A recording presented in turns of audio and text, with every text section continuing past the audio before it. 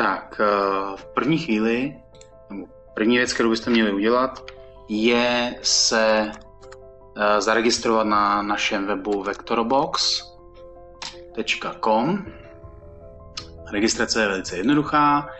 V tuhle chvíli bohužel nefunguje registrace přes Facebook zatím, takže klasickou cestou zvolíte si e-mail, heslo, souhlasíte s podmínkama a tak dále. Registrace, potom vám přijde mail, tam kliknete, potvrdíte svoji registraci a můžete se nalogovat.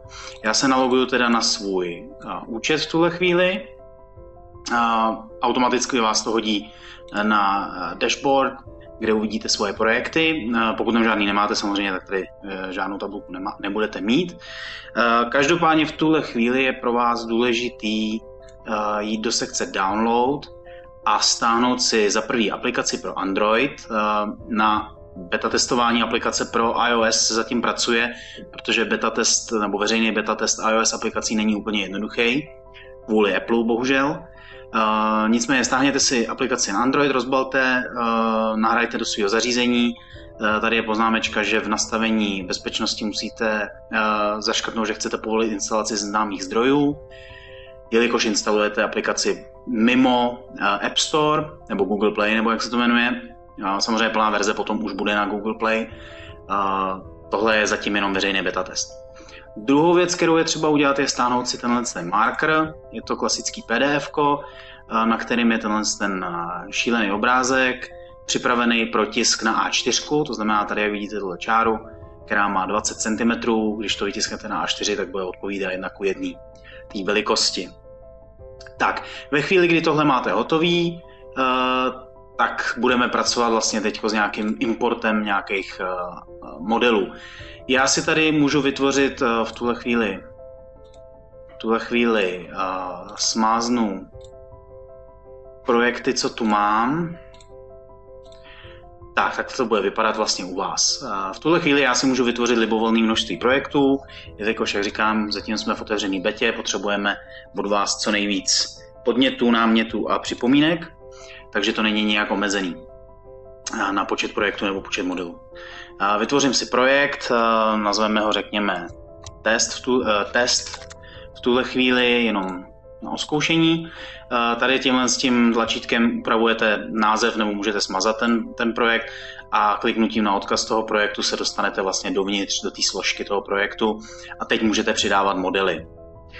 Než začnu přidávat nějaký model, tak se nejdřív mrkneme na to, co vlastně obnáší příprava toho modelu z vaší strany, abyste bez problémů do té aplikace dostali, do té augmentované reality dostali vlastně ty modely vaše. Já tady mám připravenou nějakou jednoduchou 3D scénu a jak vidíte, tady mám marker v poměru 1:1, v poměru vlastně vůči tomu markeru, co si vytisknete. To znamená, určitě nezapomeňte si nastavit nebo zkontrolovat aspoň jednotky. Já používám centimetry, to znamená, že 20 jednotek tady je 20 cm ve skutečnosti, což odpovídá velikosti toho markeru vytištěného. Proto jsem si ho sem dal, jenom pro referenci, abych ten model mohl umístit. Jo? Můžete si ho samozřejmě zvětšit, zmenšit, jak budete potřebovat, to už je víceméně na vás, jenom abyste věděli nějakým způsobem, abyste měli nějakou referenci vůči té velikosti toho markeru, jo? Jak se ten model bude zobrazovat. Protože samozřejmě, když tady budete mít nějaký model auta nebo téhle stíhačky v měřítku 1:1, tak pak ta stíhačka nebo to auto bude gigantický a nebude vlastně paradoxně vidět, že jo, v té augmentované realitě. Tak, ten marker můžu teď schovat, protože já mám ten model připravený. Nebudu vám tady popisovat teď sáhodlouze, jakým způsobem bakeovat textury, nicméně v tuhle chvíli ta naše aplikace v podstatě podporuje jenom základní materiály, základní shadery, takže je důležité, abyste si zapekli vlastně texturu na vašich modelech se vším všudy, se stínama, se světlama a tak dále. Jo. Zatím nepodporujeme v té aplikaci nic jiného než odlesky, k tomu se dostanu za chvíli. To tady je vlastně ten materiál z toho skla. A podporujeme něco jako ground plane, což mám tady. Já si tady udělal takovou desku z toho důvodu, že, a to vám ukážu hned, když to namapuju, tak, mě zajímalo, z jakého důvodu se nezobrazuje. Aha, ona je promultiplikovaná, pardon. tady vlastně mám, jste to viděli, tady mám na té ploše, na té desce vyrendrovaný, vlastně bejknutý stín, vržený z toho letadla. Já ho bejknu rovnou teďko ještě jednou. Držte vteřinku jenom, já si tady přepnu materiál. Zase budeme používat jenom standardní matroš, já si přesunu materiál editor sem teda. Tak. Jednoduchý standardní matroš, s kterým víceméně nebudu nic dělat. Teď v tuhle chvíli, když vyrendruju ten obrázek, tak vidíte prostě stíhačku, jakým způsobem vrhá stín na tu desku, na tu podložku. Ideální stav je, aby potom v té augmentované realitě jste viděli jenom ten stín vržený vlastně na tu desku a ne tady ten příšerný bílej vlastně čtverec. To vám ukážu teď v zápětí, jak toho docílit. Bejkování textury je malinko v Maxu problematický z několika technických důvodů, nicméně tím teď nikoho nebudu zatěžovat. Normálně vy můžete prostě normálně bejknout tu texturu, aniž byste se o cokoliv jiného starali. Pokud si nějaké zkušenosti máte, není co řešit, můžete klidně přeskočit pár minut. Pokud ne, tak jenom v rychlosti. Já si tady vyberu, že chci bejkovat shadow mapu. Uložím ji jako, víceméně je to jedno, protože já stejně ji budu upravovat ve Photoshopu. Bohužel, jak jsem říkal, bejkování textur v Maxu není úplně ideální, takže já ji uložím tady jako PNGčko na plochu, jenom v rychlosti, 24 bitů, alfa kanál.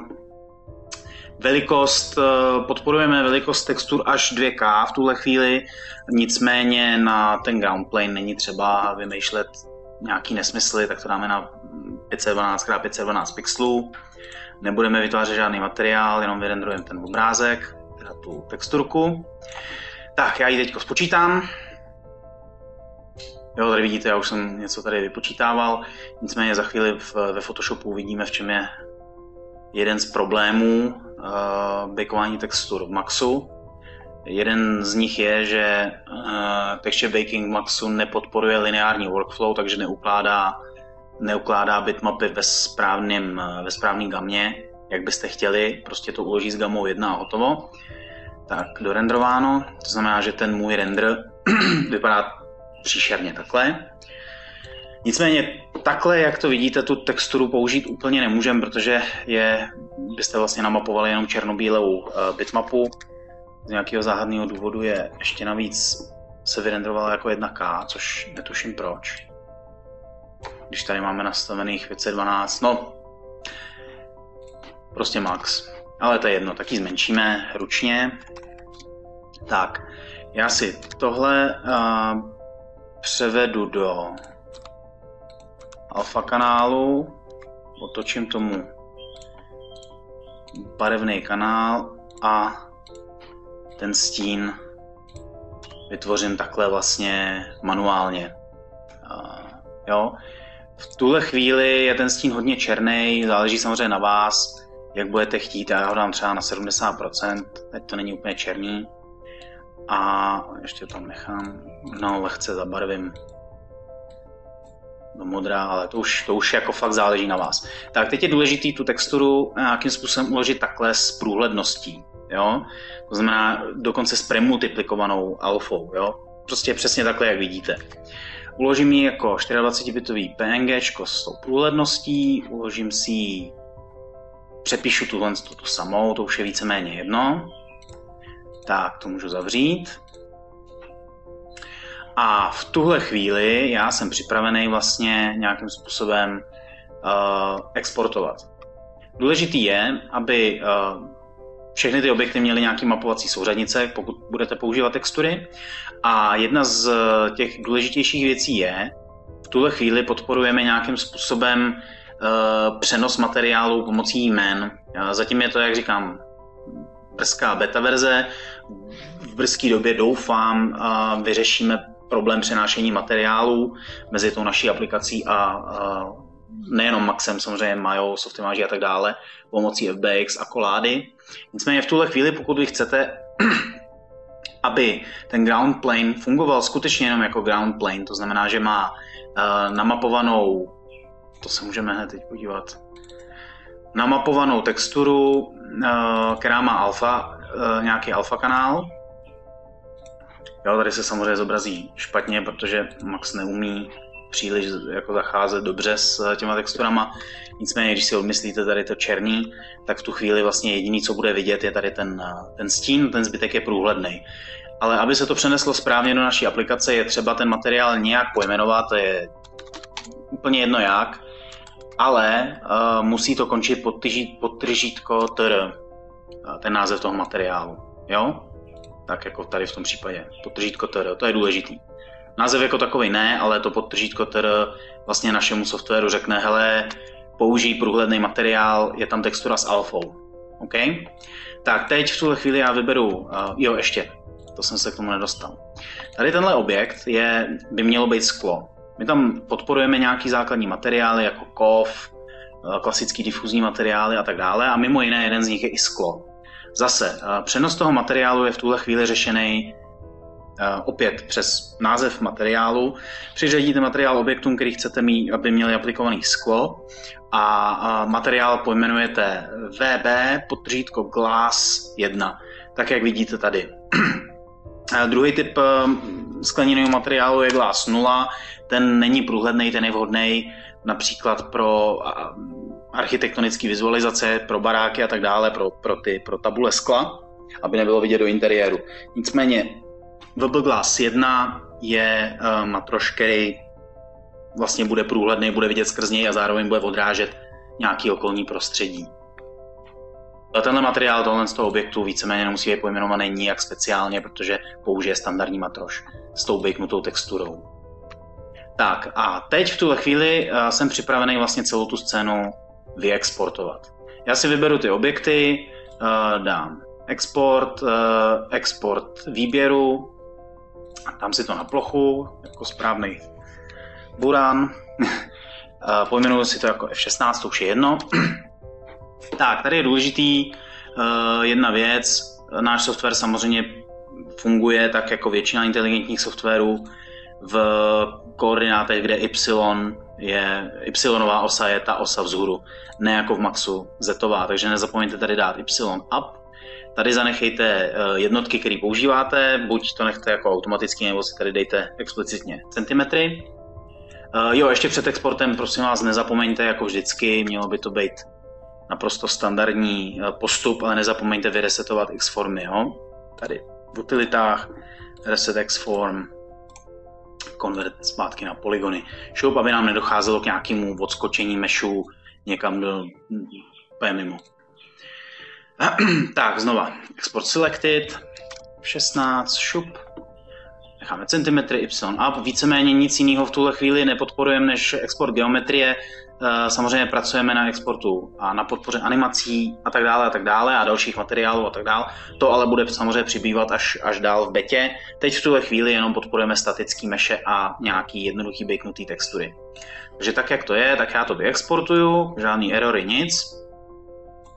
Tak, vrátím se sem a vložím sem model.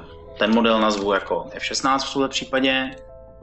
Tak, vlezu do modelu, vyberu tady ten FBX můj, ten uploadnu. Chviličku bude trvat, samozřejmě záleží na vašem připojení, rychlosti připojení, na velikosti toho FBXu. Snažte se ten polycount držet nějak rozumně dole. Já přesně nevím, jak jsme na tom tady v té scéně, jestli nějakých 62 000 nebo 61,5 tisíce polygonů, to je ještě jakž takž jako bezproblémový. 100, 200, 300 tisíc polygonů už by mohlo v té augmentované realitě trošku být znatelný zpoždění, obzvlášť u nějakých těch chromových nebo skleněných materiálů. Cokoliv jako nad nějakých 300 tisíc polygonů už bych nedoporučoval. Jo, takže pes a denko mají smůlu. A tak, po nahrání toho modelu já si tady vyberu ty textury, co jsem bakenul. Naprosto nezáleží na postupu nebo na tom, kterou vyberete první a kterou druhou. Já tu první vyberu ten stín vržený, druhou si vyberu tu bakenutou difuzku, která je někde tady. Tak, to je ona. A uploadnu s tím. By mělo být hned. Šup, v tuhle chvíli je všechno připravené k tomu, aby jsme vlastně nechali zkompilovat tu aplikaci respektive ten projekt pro použití na tu naší aplikaci. Takže já kliknu na Start Processing a teď si chviličku budete muset počkat, protože tam je na našem serveru běží nějaký systém vlastně fronty, kde se v nějakém intervalu prostě checkujou nový requesty a podle toho se zpracovávají ty modely. Takže vydržte, já nevím, půl minutky až minutku, mělo by to být teď celkem rychlý, protože tam nebude moc lidí. Tak chvilku budete muset počkat tady, až bude zpracováno, tak v těch projektech pak, když refreshnete, tak se vám samozřejmě tady ukáže, že je všechno hotovo. Já teď pauznu, aby jsme tady nekoukali na prázdnou obrazovku, vrátím se, až to bude hotový. Tak model už je zpracovaný, tak se můžeme mrknout, jak to vypadá. Tady vidíte vlastně dostupné verze toho, co jsme si vybrali, toho zpracování. V tuhle chvíli, jak už jsem říkal, iOS není podporovaný. Zatím pracujeme na tom, aby jsme mohli distribuovat tu aplikaci na iOS zařízení bez Apple. Nicméně na Android už je model nachystaný, můžete použít galerii i augmentovanou realitu a pro náhled tady máme i flash prohlížeč, respektive flashovou scénu v prohlížeči, abyste si mohli zkontrolovat, jestli je všechno v pořádku, jestli se modely správně naimportovaly, jak vidíte, všechno funguje tak, jak má, stín vržený na podlahu, zároveň tady, jak jsme nastavili ten materiál skla, průhledný s odrazama a tak dále. Takže v tuhle chvíli můžete vzít vlastně tenhle váš model, můžete si zkoušet to zobrazovat pomocí augmentované reality. Tak, jednoduše po tom, co nainstalujete aplikačku, ji spustíte a na té úvodní obrazovce se prostě jednoduše přihlásíte tím samým uživatelským účtem, který jste zadali na webu. Po přihlášení se vám v aplikaci zobrazí seznam vašich projektů a pod nima seznam vašich modelů. Po načtení modelu se vám automaticky ten váš zvolený model zobrazí v režimu galerie, kde si můžete prohlížet ten model ze všech stran tímhle způsobem. Vpravo nahoře pomocí těch ovládacích tlačítek se můžete přepnout do režimu augmentované reality.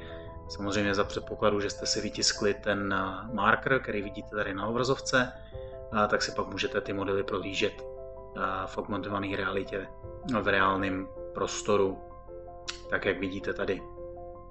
Dál vpravo máte ovládací prvky na měřítko, kde můžete přibližovat a oddalovat ten model, a vlevo nahoře potom tlačítko zpět na přehled projektů. Tak, jak jsem říkal, budeme rozhodně jedině rádi, když nám napíšete cokoliv k tomuhle projektu, jestli se vám něco nelíbí, nebo byste chtěli něco vylepšit, nebo vám něco nefunguje. Jelikož je to teď vlastně taková první veřejná beta verze, kterou jsme vydali, tak určitě budeme rádi, když nám k tomu něco řeknete, aby jsme to mohli do verze číslo 1, oficiální verze, dotáhnout ke zdárnému konci. Aby všechno fungovalo tak, jak má, tak, jak očekáváte. Takže ještě jednou díky moc a budu jen rád, když si s tím budete chvilku hrát a zkoušet.